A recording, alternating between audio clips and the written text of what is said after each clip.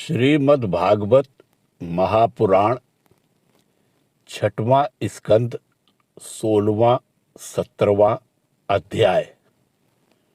ओम नमो भगवते वासुदेवाय। चित्रकेतु का वैराग्य तथा संकर्षण देव के दर्शन एवं चित्रकेतु को पार्वती जी का शाप। श्री सुखदेव जी एवं राजा परीक्षित संवाद। श्री सुखदेव जी कहते हैं,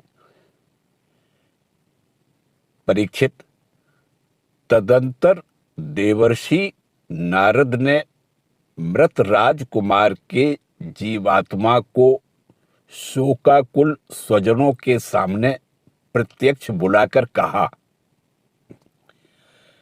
देवर्षि नारद बोले, जीवात्मन, तुम्हारा कल्याण हो। देखो, तुम्हारे माता पिता सुहृदय संबंधी तुम्हारे वियोग से अत्यंत शोकाकुल हो रहे हैं। इसलिए तुम अपने शरीर में आ जाओ और शेष आयु अपने सगे संबंधियों के साथ ही रहकर व्यतीत करो। अपने पिता के दिए हुए भोगों को भोगो और राज सिंहासन पर बैठो। जीवात्मा ने उत्तर दिया, देवर्षि जी, मैं अपने कर्मों के अनुसार देवता, मनुष्य, पशु, पक्षी आदि योनियों में न जाने कितने जन्मों से भटक रहा हूं। उनमें से ये लोग किस जन्म में मेरे माता पिता हुए। विभिन्न जन्मों में सभी एक दूसरे के भाई बंधु, नाती गोती, शत्रु, मित्र, मध्यस्थ, उदासीन और द्वेषी होते रहते हैं। जैसे सुवर्ण आदि क्रय विक्रय की वस्तुएं एक व्यापारी से दूसरे के पास जाती आती रहती हैं, वैसे ही जीव भी भिन्न भिन्न योनियों में उत्पन्न होता रहता है। इस प्रकार विचार करने से पता चलता है कि मनुष्यों की अपेक्षा अधिक दिन ठहरने वाले सुवर्ण आदि पदार्थों का संबंध भी मनुष्यों के साथ स्थायी नहीं बल्कि क्षणिक ही होता है, और जब तक जिसका जिस वस्तु से संबंध रहता है तभी तक उसकी उस वस्तु से ममता भी रहती है। जीव नित्य और अहंकार रहित है।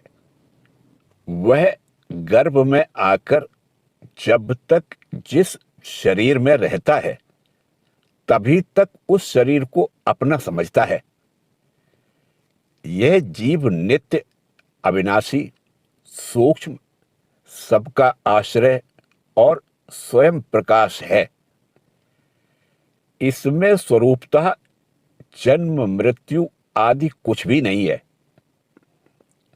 फिर भी यह ईश्वर रूप होने के कारण अपनी माया के गुणों से ही अपने आप को विश्व के रूप में प्रकट कर देता है। इसका न तो कोई प्रिय है और न अप्रिय, न अपना और न पराया। क्योंकि गुण दोष करने वाले मित्र शत्रु आदि की भिन्न भिन्न बुद्धि वृत्तियों का यह अकेला ही साक्षी है। वास्तव में यह अद्वितीय है। यह आत्मा कार्य कारण का साक्षी और स्वतंत्र है। इसलिए यह शरीर आदि के गुण दोष अथवा कर्म फल को ग्रहण नहीं करता, सदा उदासीन भाव से स्थित रहता है।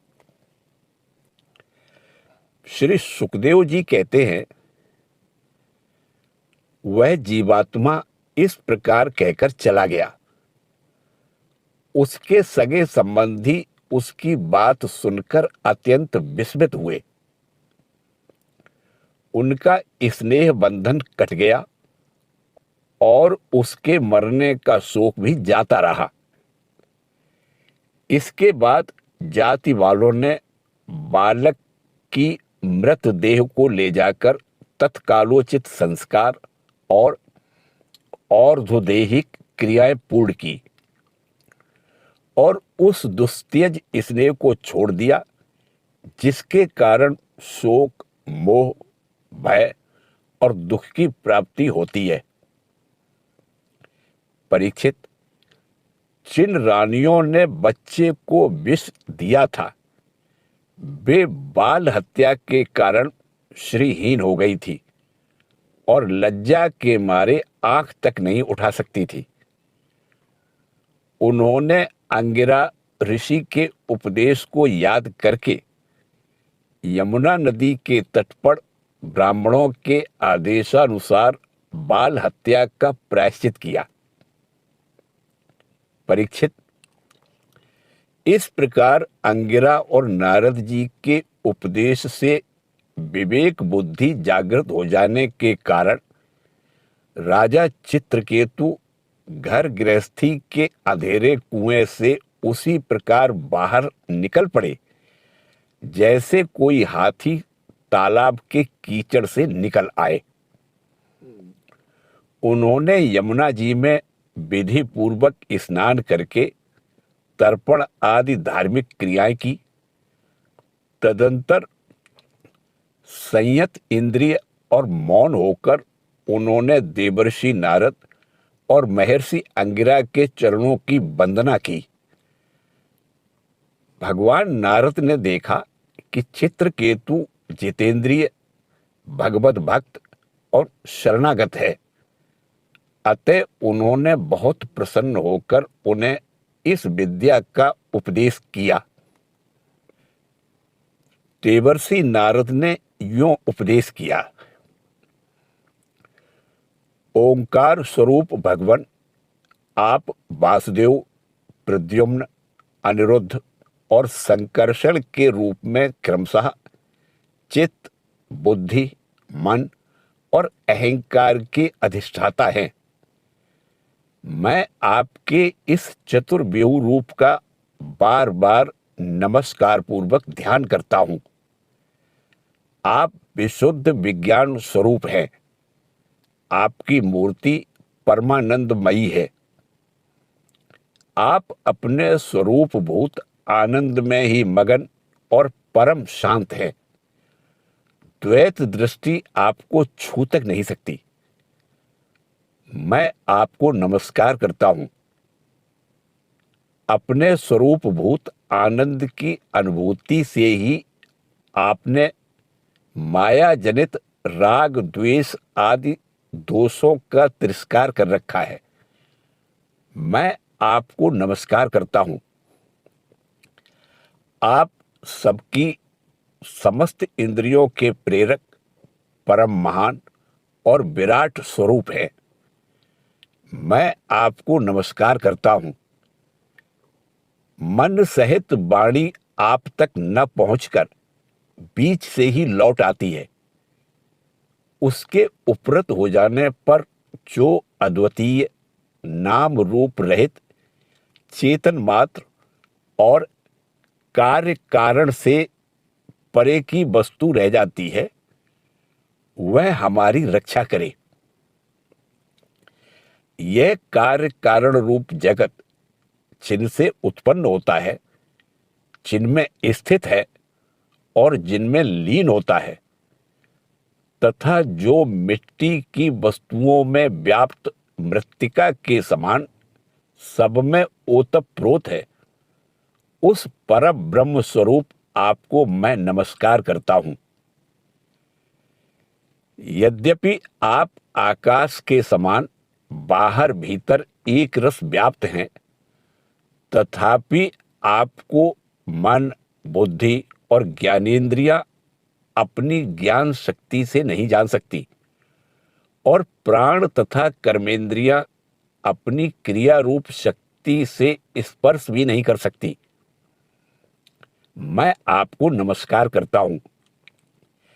शरीर, इंद्रिय, प्राण, मन और बुद्धि जागृत तथा स्वप्न अवस्थाओं में आपके चेतन अंश से युक्त होकर ही अपना अपना काम करते हैं तथा सुषुप्ति और मूर्छा की अवस्थाओं में आपके चेतन अंश से युक्त न होने के कारण अपना अपना काम करने में असमर्थ हो जाते हैं। ठीक वैसे ही जैसे लोहा अग्नि से तप्त होने पर जला सकता है, अन्यथा नहीं। जिसे दृष्टा कहते हैं वह भी आपका ही एक नाम है। जागृत आदि अवस्थाओं में आप उसे स्वीकार कर लेते हैं। वास्तव में आपसे पृथक उनका कोई अस्तित्व नहीं है। ओंकार स्वरूप महाप्रभावशाली महाविभूतिपति भगवान महापुरुष को नमस्कार है। श्रेष्ठ भक्तों का समुदाय अपने कर कमलों की कलियों से आपके युगल चरण कमलों की सेवा में संलग्न रहता है। प्रभु, आप ही सर्वश्रेष्ठ हैं। मैं आपको नमस्कार करता हूं। श्री सुखदेव जी कहते हैं,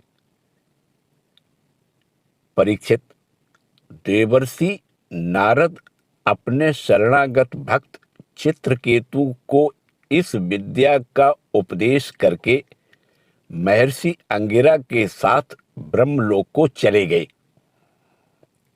राजा चित्रकेतु ने देवर्षि नारद के द्वारा उपदिष्ट विद्या का उनके आज्ञा अनुसार 7 दिन तक केवल जल पीकर बड़ी एकाग्रता के साथ अनुष्ठान किया। तदंतर उस विद्या के अनुष्ठान से 7 रात के पश्चात राजा चित्रकेतु को विद्याधरों का अखंड आधिपत्य प्राप्त हुआ। इसके बाद कुछ ही दिनों में इस विद्या के प्रभाव से उनका मन और भी शुद्ध हो गया। अब वे देवाधिदेव भगवान शेष जी के चरणों के समीप पहुंच गए। उन्होंने देखा कि भगवान शेष जी सिद्धेश्वरों के मंडल में विराजमान हैं। उनका शरीर कमल नाल के समान गौर वर्ण है। उस पर नीले रंग का वस्त्र फहरा रहा है। सिर पर किरीट, पांवों में बाजूबंद, कमर में करधनी और कलाई में कंगन आदि आभूषण चमक रहे हैं। नेत्र रत्नारे हैं और मुख पर प्रसन्नता छा रही है। भगवान शेष का दर्शन करते ही राजर्षि चित्रकेतु के सारे पाप नष्ट हो गए। उनका अंतःकरण स्वच्छ और निर्मल हो गया। हृदय में भक्ति भाव की बाढ़ आ गई। नेत्रों में प्रेम के आंसू छलक आए। शरीर का एक एक रोम खिल उठा। उन्होंने ऐसी ही स्थिति में आदि पुरुष भगवान शेष को नमस्कार किया। उनके नेत्रों से प्रेम के आंसू टप टप गिरते जा रहे थे। इससे भगवान शेष के चरण रखने की चौकी भीग गई। प्रेमोद्रेक के कारण उनके मुंह से एक अक्षर भी नहीं निकल सका। वे बहुत देर तक शेष भगवान की कुछ भी स्तुति तक नहीं कर सके। थोड़ी देर बाद उन्हें बोलने की कुछ कुछ शक्ति प्राप्त हुई। उन्होंने विवेक बुद्धि से मन को समाहित किया और संपूर्ण इंद्रियों को बाह्य वृत्ति से रोका। फिर उन जगत गुरु की, जिनके स्वरूप का पांचरात्र आदि भक्ति शास्त्रों में वर्णन किया है, इस प्रकार स्तुति की। चित्रकेतु बोले, अजित, जितेंद्रिय एवं समदर्शी साधुओं ने आपको जीत लिया है। आपने भी अपने सौंदर्य, माधुर्य, कारुण्य आदि गुणों से उनको अपने वश में कर लिया है। अहो, आप धन्य हैं, क्योंकि जो निष्काम भाव से आपका भजन करते हैं उन्हें आप करुणा परवश होकर अपने आप को भी दे डालते हैं। भगवान, जगत की उत्पत्ति, स्थिति और प्रलय आपके लीला विलास हैं। विश्व निर्माता ब्रह्मा आदि आपके अंश के भी अंश हैं। फिर भी वे पृथक पृथक अपने को जगत कर्ता मानकर झूठ मूठ एक दूसरे से स्पर्धा करते हैं। नन्हे से नन्हे परमाणु से लेकर बड़े से बड़े महत तत्व पर्यंत संपूर्ण वस्तुओं के आदि, अंत और मध्य में आप ही विराजमान हैं, तथा स्वयं आप आदि, अंत और मध्य से रहित हैं। क्योंकि किसी भी पदार्थ के आदि और अंत में जो वस्तु रहती है वही मध्य में भी रहती है।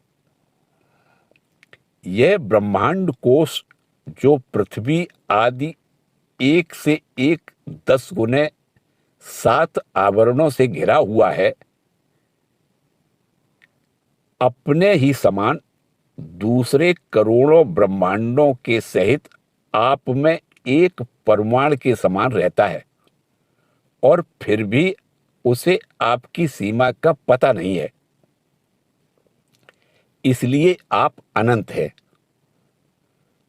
जो नर पशु केवल विषय भोग ही चाहते हैं, वे आपका भजन न करके आपके विभूति स्वरूप इंद्र आदि देवताओं की उपासना करते हैं।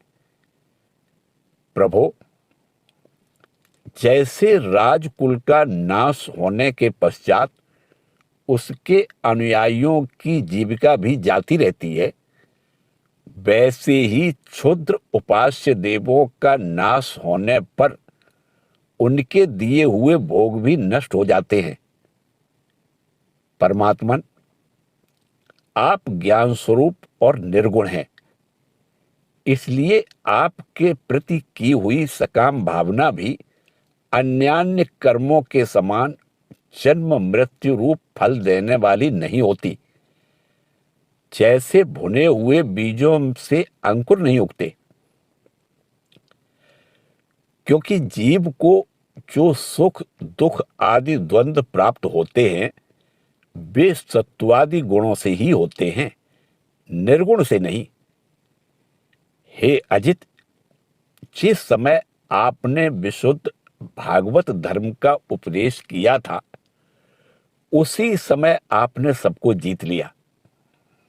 क्योंकि अपने पास कुछ भी संग्रह परिग्रह न रखने वाले, किसी भी वस्तु में अहंता ममता न करने वाले आत्माराम सनकादि परमर्षि भी परम साम्य और मोक्ष प्राप्त करने के लिए उसी भागवत धर्म का आश्रय लेते हैं। वह भागवत धर्म इतना शुद्ध है कि उसमें सकाम धर्मों के समान मनुष्यों की वह विषम बुद्धि नहीं होती कि यह मैं हूं, यह मेरा है, यह तू है और यह तेरा है। इसके विपरीत जिस धर्म के मूल में ही विषमता का बीज बो दिया जाता है वह तो अशुद्ध, नाशवान और अधर्म बहुल होता है। सकाम धर्म अपना और दूसरे का भी अहित करने वाला है। उससे अपना या पराया किसी का कोई भी प्रयोजन और हित सिद्ध नहीं होता। प्रत्युत सकाम धर्म से जब अनुष्ठान करने वाले का चित्त दुखता है तब आप रुष्ट होते हैं, और जब दूसरे का चित्त दुखता है तब वह धर्म नहीं होता, अधर्म हो जाता है। भगवान, आपने जिस दृष्टि से भागवत धर्म का निरूपण किया है वह कभी परमार्थ से विचलित नहीं होती। इसलिए जो संत पुरुष चर अचर समस्त प्राणियों में समदृष्टि रखते हैं वे ही उसका सेवन करते हैं। भगवान, आपके दर्शन मात्र से ही मनुष्यों के सारे पाप क्षीण हो जाते हैं। यह कोई असंभव बात नहीं है, क्योंकि आपका नाम एक बार सुनने से ही नीच चांडाल भी संसार से मुक्त हो जाता है। भगवान, इस समय आपके दर्शन मात्र से ही मेरे अंतःकरण का सारा मल धुल गया है। सो ठीक ही है, क्योंकि आपके अनन्य प्रेमी भक्त देवर्षि नारद जी ने जो कुछ कहा है वह मिथ्या कैसे हो सकता है। हे अनंत, आप संपूर्ण जगत के आत्मा हैं, अतः संसार में प्राणी जो कुछ करते हैं वह सब आप जानते ही रहते हैं। इसलिए जैसे जुगनू सूर्य को प्रकाशित नहीं कर सकता, वैसे ही परम गुरु आपसे मैं क्या निवेदन करूं। भगवान, आपकी ही अध्यक्षता में सारे जगत की उत्पत्ति, स्थिति और प्रलय होते हैं। कुयोगी जन भेद दृष्टि के कारण आपका वास्तविक स्वरूप नहीं जान पाते। आपका स्वरूप वास्तव में अत्यंत शुद्ध है। मैं आपको नमस्कार करता हूं। आपकी चेष्टा से शक्ति प्राप्त करके ही ब्रह्मा आदि लोकपाल गण चेष्टा करने में समर्थ होते हैं। आपकी दृष्टि से जीवित होकर ही ज्ञानेंद्रियां अपने अपने विषयों को ग्रहण करने में समर्थ होती हैं। यह भूमंडल आपके सिर पर सरसों के दाने के समान जान पड़ता है। मैं आप सहस्त्र शीर्षा भगवान को बार बार नमस्कार करता हूं। श्री सुखदेव जी कहते हैं, परीक्षित, जब विद्याधरों के अधिपति चित्रकेतु ने अनंत भगवान की इस प्रकार स्तुति की तब उन्होंने प्रसन्न होकर उनसे कहा। श्री भगवान ने कहा, चित्रकेतु, देवर्षि नारद और महर्षि अंगिरा ने तुम्हें मेरे संबंध में जिस विद्या का उपदेश दिया है उससे और मेरे दर्शन से तुम भली भांति सिद्ध हो चुके हो। मैं ही समस्त प्राणियों के रूप में हूं, मैं ही उनका आत्मा हूं और मैं ही पालन करता भी हूं। शब्द ब्रह्म और परब्रह्म दोनों ही मेरे सनातन रूप हैं। आत्मा कार्य कारणात्मक जगत में व्याप्त है और कार्य कारणात्मक जगत आत्मा में स्थित है, तथा इन दोनों में मैं अधिष्ठान रूप से व्याप्त हूं और मुझमें ये दोनों कल्पित हैं।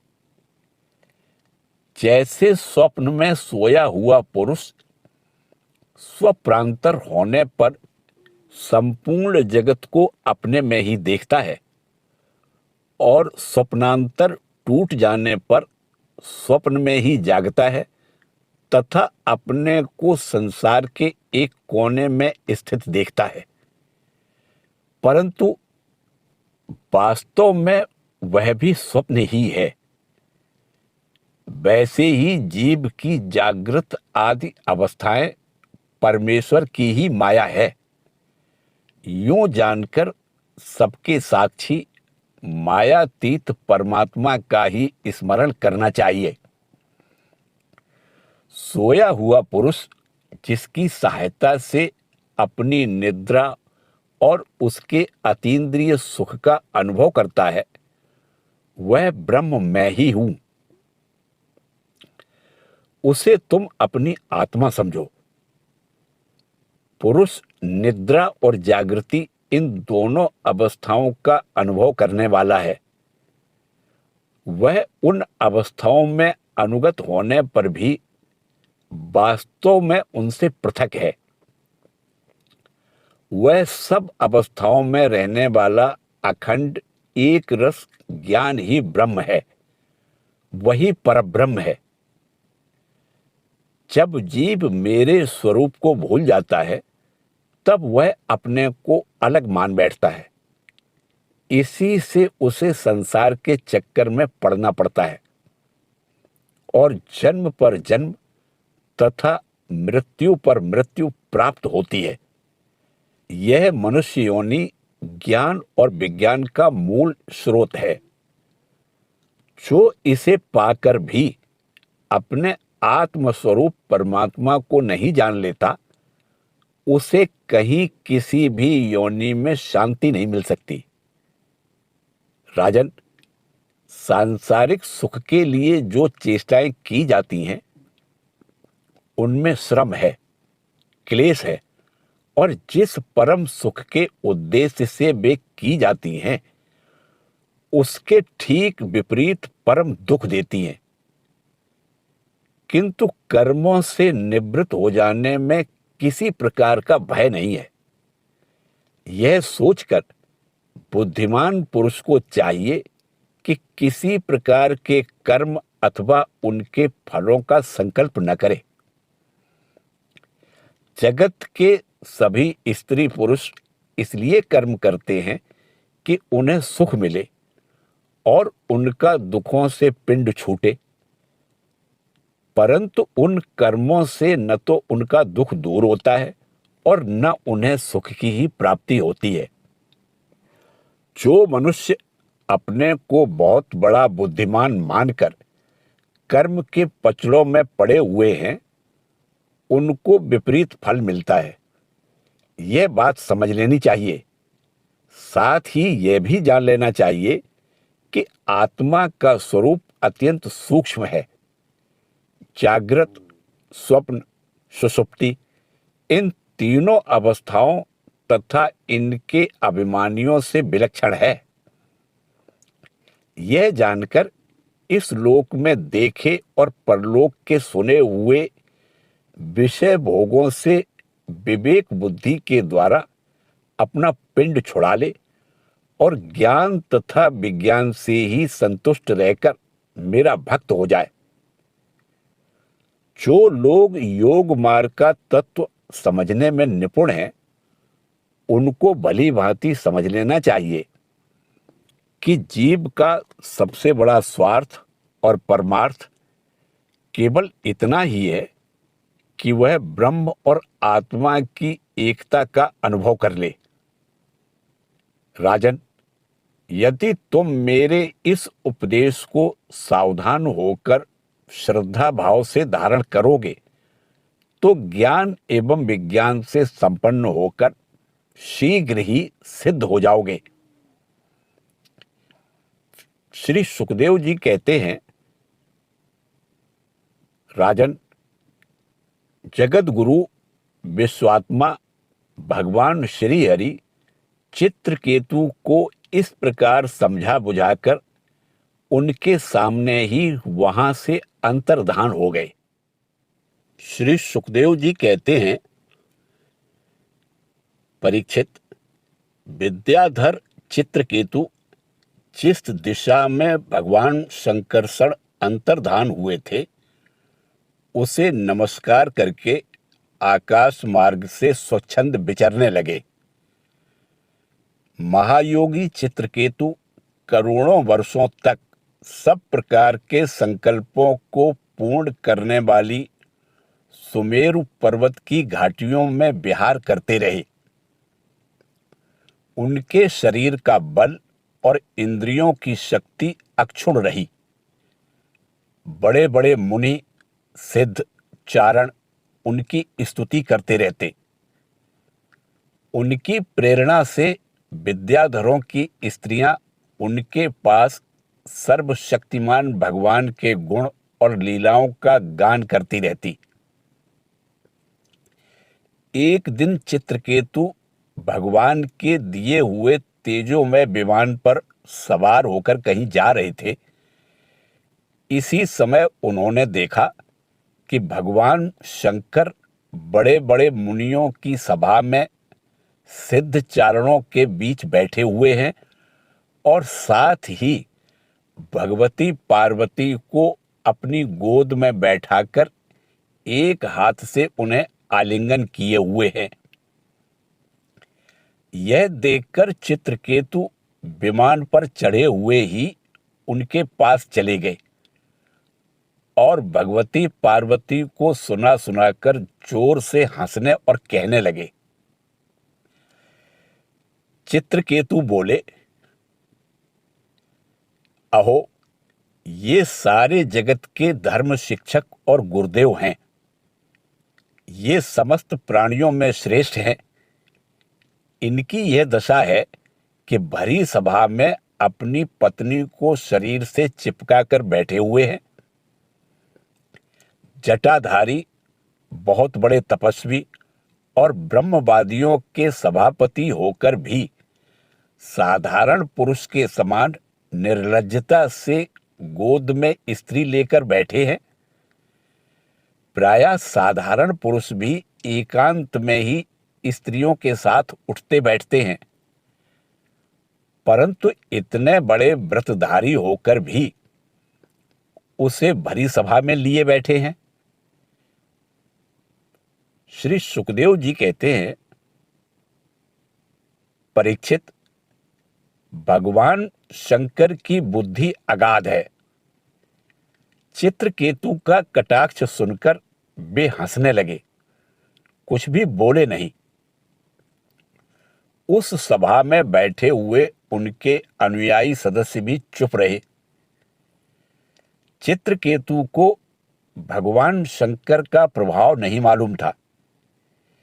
इसी से वे उनके लिए बहुत कुछ बुरा भला बक रहे थे। उन्हें इस बात का घमंड हो गया था कि मैं जितेंद्रिय हूं। पार्वती जी ने उनकी यह धृष्टता देखकर क्रोध से कहा। पार्वती जी बोली,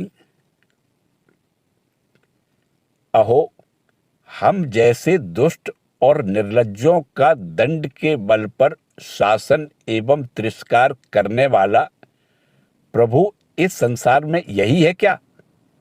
जान पड़ता है कि ब्रह्मा जी, भृगु, नारद आदि उनके पुत्र, सनकादि परमर्षि, कपिल देव और मनु आदि बड़े बड़े महापुरुष धर्म का रहस्य नहीं जानते। तभी तो वे धर्म मर्यादा का उल्लंघन करने वाले भगवान शिव को इस काम से नहीं रोकते। ब्रह्मा आदि समस्त महापुरुष जिनके चरण कमलों का ध्यान करते रहते हैं, उन्हीं मंगलों को मंगल बनाने वाले साक्षात जगतगुरु भगवान का और उनके अनुयायी महात्माओं का इस अधम क्षत्रिय ने तिरस्कार किया है और शासन करने की चेष्टा की है। इसलिए यह ढीठ सर्वथा दंड का पात्र है। इसे अपने बड़प्पन का घमंड है। यह मूर्ख भगवान श्री हरि के उन चरण कमलों में रहने योग्य नहीं है जिनकी उपासना बड़े बड़े सत्पुरुष किया करते हैं। चित्रकेतु को संबोधन कर बोली, अतः दुर्मते, तुम पाप में असुर योनि में जाओ। ऐसा होने से बेटा तुम फिर कभी किसी महापुरुष का अपराध नहीं कर सकोगे। श्री सुखदेव जी कहते हैं, परीक्षित, जब पार्वती जी ने इस प्रकार चित्रकेतु को शाप दिया, तब वे विमान से उतर पड़े और सिर झुकाकर उन्हें प्रसन्न करने लगे। चित्रकेतु ने कहा, माता पार्वती जी, मैं बड़ी प्रसन्नता से अपने दोनों हाथ जोड़कर आपका शाप स्वीकार करता हूं, क्योंकि देवता लोग मनुष्यों के लिए जो कुछ कह देते हैं वह उनके प्रारब्ध अनुसार मिलने वाले फल की पूर्व सूचना मात्र होती है। देवी, यह जीव अज्ञान से मोहित हो रहा है और इसी कारण इस संसार चक्र में भटकता रहता है तथा सदा सर्वदा सर्वत्र सुख और दुख भोगता रहता है। माताजी, सुख और दुख को देने वाला न तो अपना आत्मा है और न कोई दूसरा। जो अज्ञानी है वे ही अपने को अथवा दूसरों को सुख दुख का कर्ता माना करते हैं। यह जगत सत्व रज आदि गुणों का स्वाभाविक प्रवाह है। इसमें क्या शाप, क्या अनुग्रह, क्या स्वर्ग, क्या नरक और क्या सुख, क्या दुख, एकमात्र परिपूर्णतम भगवान ही बिना किसी की सहायता के अपनी आत्मस्वरूपिणी माया के द्वारा समस्त प्राणियों की तथा उनके बंधन, मोक्ष और सुख दुख की रचना करते हैं। माताजी, भगवान श्री हरि सब में सम और माया आदि मल से रहित हैं। उनका कोई प्रिय अप्रिय, जाति, बंधु, अपना पराया नहीं है। जब उनका सुख में राग नहीं है, तब उनमें रागजन्य क्रोध तो हो ही कैसे सकता है। तथापि उनकी माया शक्ति के कार्य पाप और पुण्य ही प्राणियों के सुख दुख, हित अहित, बंध मोक्ष, मृत्यु जन्म और आवागमन के कारण बनते हैं। पति प्राणा देवी, मैं शाप से मुक्त होने के लिए आपको प्रसन्न नहीं कर रहा हूं। मैं तो यह चाहता हूं कि आपको मेरी जो बात अनुचित प्रतीत हुई हो उसके लिए क्षमा करें। श्री सुखदेव जी कहते हैं, परीक्षित, विद्याधर चित्रकेतु भगवान शंकर और पार्वती जी को इस प्रकार प्रसन्न करके उनके सामने ही विमान पर सवार होकर वहां से चले गए। इससे उन लोगों को बड़ा विस्मय हुआ। तब भगवान शंकर ने देवता, ऋषि, दैत्य, सिद्ध और पार्षदों के सामने ही भगवती पार्वती जी से यह बात कही। भगवान शंकर ने कहा,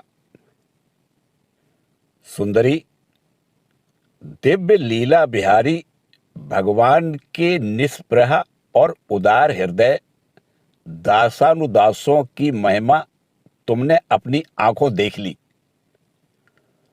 जो लोग भगवान के शरणागत होते हैं वे किसी से भी नहीं डरते, क्योंकि उन्हें स्वर्ग, मोक्ष और नरक में भी एक ही वस्तु के केवल भगवान के ही समान भाव से दर्शन होते हैं।